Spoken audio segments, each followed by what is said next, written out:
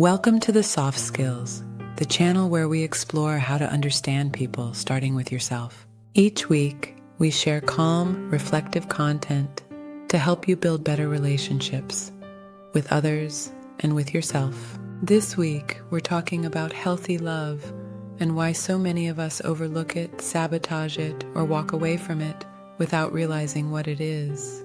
Here's a strange truth. If you're used to love feeling chaotic, uncertain, or full of highs and lows, then healthy love might feel boring or even suspicious. You might wonder, where's the spark? Why isn't this more intense? Is something missing? But what you're feeling isn't a lack of connection. It's the unfamiliarity of safety.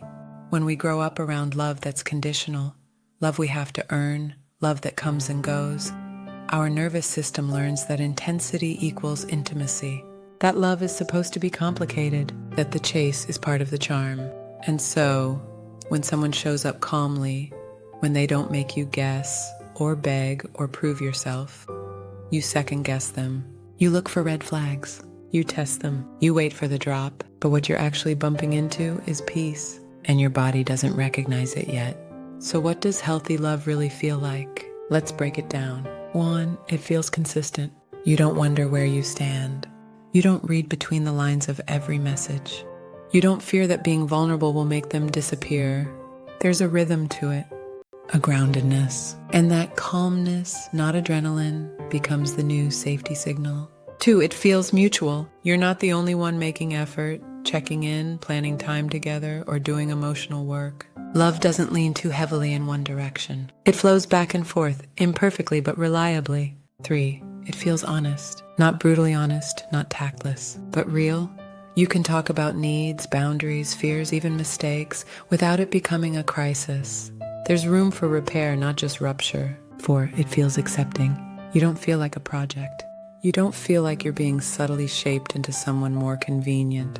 Healthy love lets you be fully yourself, even the messy parts. 5, it feels slow. Not stagnant, but slow. It builds over time. You don't feel swept up in a fantasy. You feel present, grounded, real. But here's why this kind of love confuses people. If you've always known love to feel earned, then love that comes freely might not feel deserved.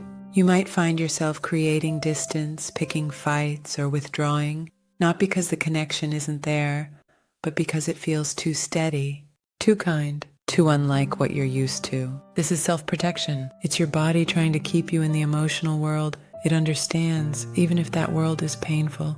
That's not your fault, but it is your responsibility to notice, to pause when you want to push someone away and ask, is this about them or about the story I'm used to playing out? Here's something else to remember. Healthy love doesn't mean perfect love. It doesn't mean you never argue. It doesn't mean you feel butterflies every day. It doesn't mean everything is easy. It just means you can navigate difficulty together. It means your nervous system doesn't have to be on high alert. It means you can trust that love won't vanish when you show your full self. And sometimes the work isn't in finding healthy love.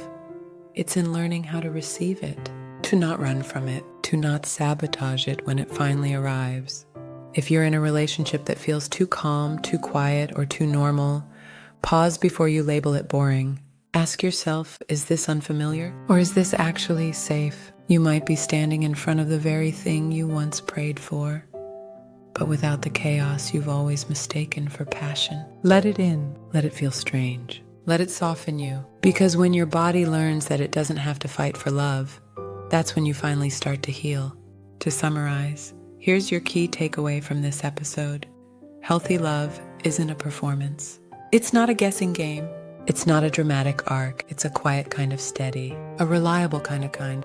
And yes, it might take some getting used to, but it's worth it. Thanks for watching. We'll see you next time here on The Soft Skills.